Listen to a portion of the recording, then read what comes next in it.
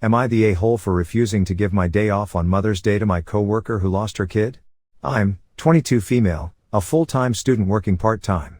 Last year one of my coworkers who Linda, 36 female, lost her 8 years old in an accident. We were terribly heartbroken because we had met the kid a bunch of times before since she was a single mother and sometimes had to take him here. As retribution contribution we singed some off our paid days off so she could take some time. She came back 2 months after. I've been working here since I turned 17 years old and when I was 19 we had a change of boss. She basically made Mother's Day, Christmas and New Year's something we all deserved and not only the people with kids. She said that if people had kids then we obviously had a mother and we deserved to spend the day with her. However, she made the compromise to send the list of names a month before so people could trade them. Well, aside from some guys, who already gave his day, I'm the only non-mother who has it.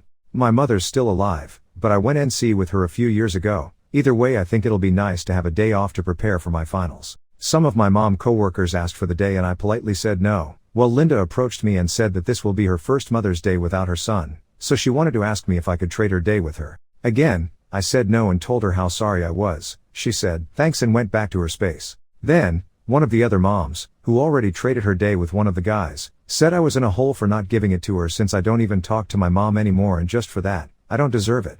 I asked why didn't she give her day off and her answer was that she's a mother of 5. Some are agreeing that I should let her have it because she lost her child, but some other, including my boss, said that I'm entitled to keep it and should do it because I'll be using the day for something important too. Linda has been silent since she asked, last Wednesday, and my other coworker is calling me in a hole, so I'm not sure. Not the a-hole. The idea that coworkers should be sacrificing their days off to cover the inequities of the company is straight up fricked up and exploitative. That ain't your concern.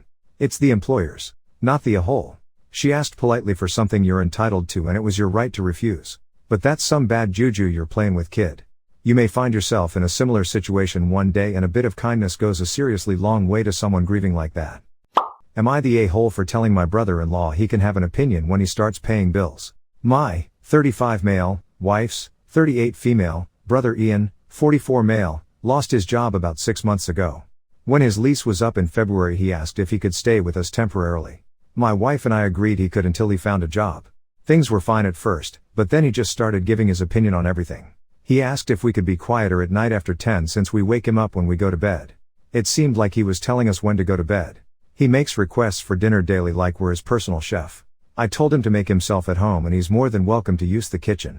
He said he doesn't know how to cook. He asked us to get a different detergent because ours makes him itchy. I told my wife he can buy his own detergent. He must have some money because he goes out with his buddies on Friday night. I could go on and on about his opinions. Things got worse and Ian acts like this is his house / he's in charge. I was watching TV the other day and he came in the living room and said he wanted to watch the baseball game. I said, doesn't the TV in the guest room work? He said, yay, but I like this one better. I kept my show on and he stood there for a few minutes like he expected me to turn my show off, then went back in his room. I have my daughter, 12, this weekend, not my wife's daughter. Yesterday my daughter asked us if her friend could come over today and my wife and I said yes. Her friend was dropped off at like 11. They're basically watching TV / playing video games, not being loud or obnoxious or anything. Well, Ian walked in the living room and asked her friend who she was. Her friend said her name. Ian looked at me and asked to speak in private. We went in my office and he said it'd be nice if you cleared it with me before letting some random ass kids come over. I said first of all she's my daughter's friend, second of all I don't need your permission, it's our house. He said well I live here too and I don't want kids I don't know running around. I said you live here for free. You can have an opinion when you start paying bills. He went and talked to my wife after our conversation and then left. My wife said she knows his outspoken nature gets on my nerves but it was rude to throw not working / being unable to pay bills in his face like that and now he feels unwelcome. Honestly good he should feel unwelcome maybe then he'll get a job. Every time I tell him about a place hiring he says that's beneath me or I'm too smart to work there. A job is a job. Am I the a-hole? Not the a-hole. Your wife is the problem now. It started out as a brother-in-law problem, but once your wife took his side, she became the problem. His refusal to work is not your problem, and now, it seems he's using weaponized incompetence to get his way. Honestly, good for you for not responding to the bit about clearing it with him with no one cleared you staying here for 2 months rent-free with me, so I guess we're both disappointed in how this turned out.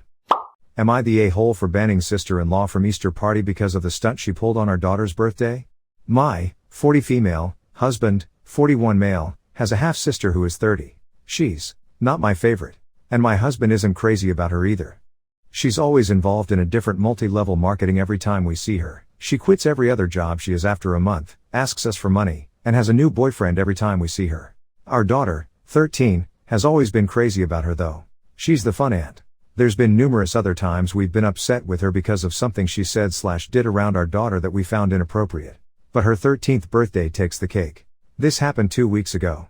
Our daughter turned 13 and what sister-in-law decided to do for her was take her to the mall so she can buy her some clothes she wants. No problems with that at all, but the secret present is what husband and I have flipped over. Turns out, she took our daughter to one of her friend's apartments who pierced her belly button. I found out when I found daughter disinfecting it a few days later. Our daughter has expressed wanting this to her dad and we firmly said no. My husband thinks they're trashy and I sort of agree. Maybe when she's a little older if that's really what she wants, but 13? No way.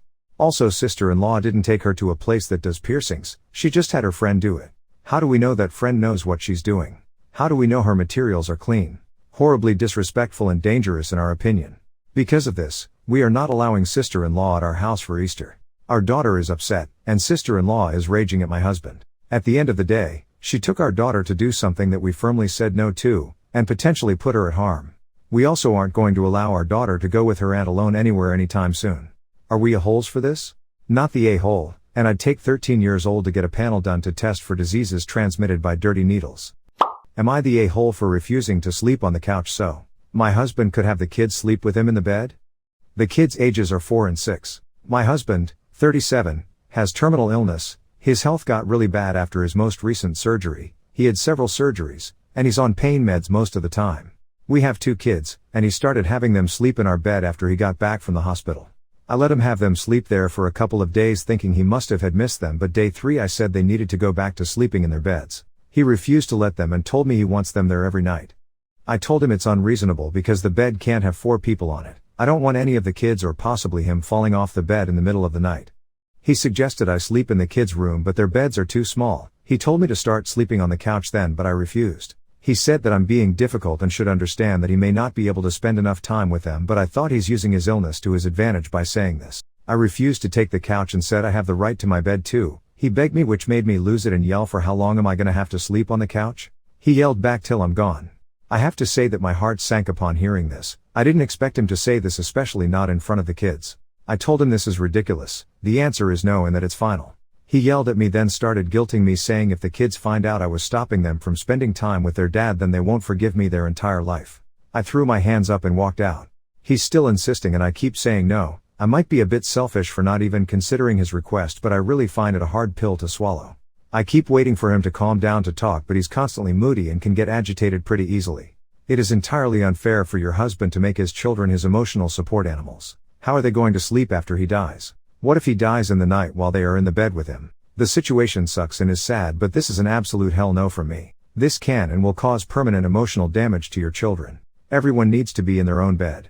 Not the a-hole. Am I the a-hole for telling my nephew to stop calling my wife mummy? I, 36 male, acquired custody of my nephew, 15 male, when he was a 1-year-old because my sister, who was 16 at the time, didn't have the means to take care of him. She stated from the beginning that she didn't want an active role in his life. I met my wife, 33 female, when my nephew was 3, and we subsequently got married 2 years later. We have 2 children of our own, 7 male, 5 female, and she is a stay-at-home mom. As a result of her being a SOM, she has created a close bond with my nephew. He has high support needs and my nephew loves her, and has called her mummy for years. That was, in fact, one of his first words, so my wife prides herself on that. The problem is, my sister has took a more active role in her son's life the past 2 years because she discovered she is now infertile and she has always wanted a boy of her own.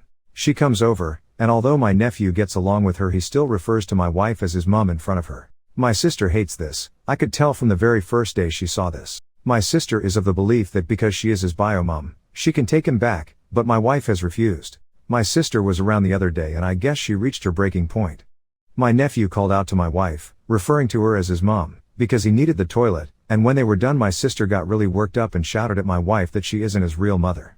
My wife told her that she has been the one who has been in his life the most and told her that she shouldn't have abandoned him if she wanted to have him. My sister then pulled me out, and demanded that I teach my nephew who his real mother was and forbid him from referring to my wife as such. When she went, I told my nephew to stop calling my wife mummy when my sister was around. My wife overheard and told me that she is his real mom regardless of biology, and told me to stop sticking up for my sister. I demanded that my wife also tell him to stop calling her his mom, but she obviously didn't listen.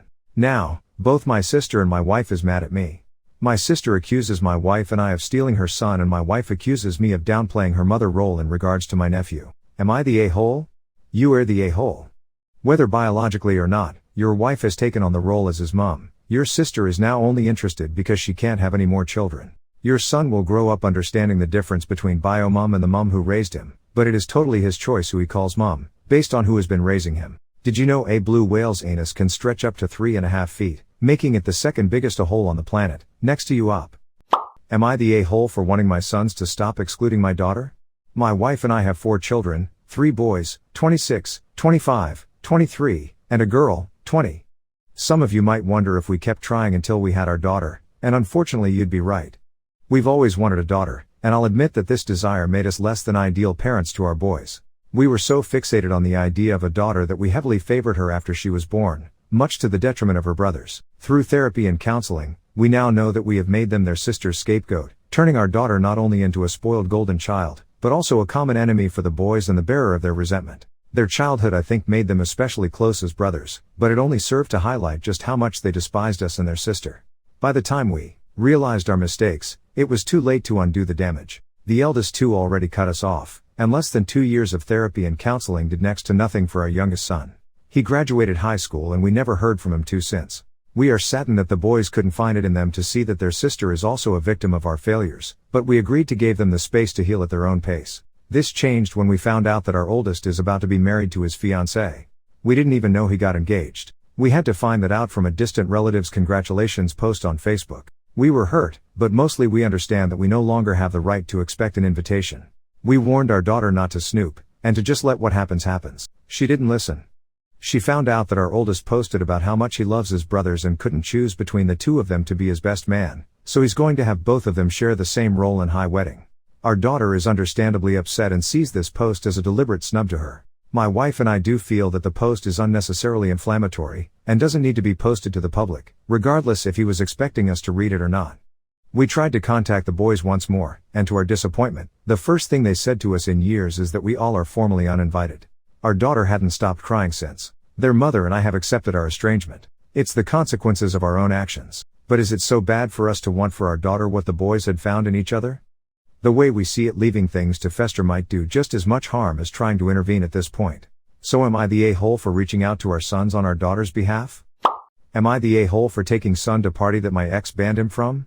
My ex, 31 female, Jasmine, and I, 29 male, have been co-parenting our son Jonah, 6 male, since we split 2 years ago.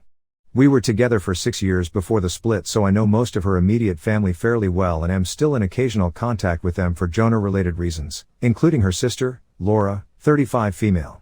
Laura has 2 children, Henry, 8 male, and Lucy, 5 female. Thursday was Henry's birthday, and to celebrate he had a race car-themed birthday party. He had been talking about it for weeks and Jonah was very excited to attend. As Jonah was staying with me this week, I had received all of the information from Laura, so I knew where the party was and when to drop him off / pick him up, etc. I was surprised when, on Tuesday, Jasmine told me that Jonah was not allowed to attend Henry's party. I was confused, unsure if something had happened between her and her sister and if it was even my place to ask, but I eventually learned that there was no issue there, nor did Henry decide that he didn't want Jonah present, and that this was my ex's decision. She was going to be attending the party, as Henry is her nephew, and she didn't want Jonah embarrassing her. For context, she feels that he embarrassed her at her own birthday earlier this year and doesn't want to risk that happening again. After discussing this further with my ex, Laura, Jonah and my sister, 31 female, I decided, albeit against my better judgment, to take Jonah to the party anyway. About an hour after I dropped him off, my ex started calling me. I ignored her. When I picked Jonah up that afternoon, neither Laura or her husband had any complaints and Jonah was all smiles. I spoke to my ex that night and she complained about me undermining and embarrassing her even more so than last time. I explained that Jonah was really excited for this party and that nobody else seemed to have an issue with him or the presents he brought, but my ex just continued to vent before hanging up on me. Since this is her family, I see why I might have stepped out of line and that perhaps I should have gone along with what she wanted.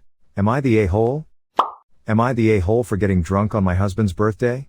He wants to go to a previously decided casual, like fast food casual, restaurant.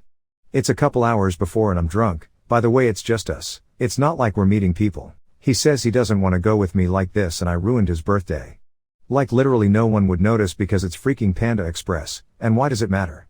I'm very chill when I drink, even he didn't know I'd been drinking until I told him. It was just the knowledge of that made him like, no, I don't want to be around you, huh? To add context, he doesn't drink, and doesn't even know if I've had drinks until I tell him, but then he's immediately opposed to it, but he doesn't like it. I'm counting 4 or 5 rationalizations of your drinking in a very short post. Who cares, it's a casual place, it's just us. No one will notice. I'm chill when I drink, he didn't even know. If you're ready with that many excuses for your drinking, that suggests to me you might have more of a problem than you're letting on and your husband is tired of it. You're the a-hole since you know it bothers him and couldn't hold off for one damn day.